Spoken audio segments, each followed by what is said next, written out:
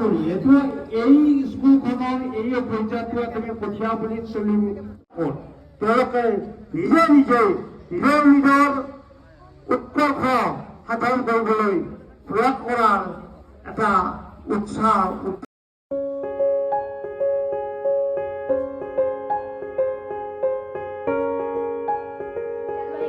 অপৰিহাৰ্য অংগ। এই সভাৰ জৰিয়তে ছাত্ৰ ছাত্ৰীৰ একতাৰ বান্ধন শক্তিশালী হয়। ছাত্ৰ ছাত্ৰীসকলৰ মানসিক শাৰীৰিক তথা বৌদ্ধিক বিকাশৰ মাধ্যম স্বৰূপ এই সভাৰ জৰিয়তে ছাত্ৰ ছাত্ৰীৰ মৌলিক প্ৰতিভাৰ উমান পোৱা যায়। খেল ধেমালিৰ জৰিয়তে শাৰীৰিক বিকাশেই নহয় একোখন তাৰকা শিল্পী জন্ম দিয়াৰ ই এক প্ৰথম পদক্ষেপ।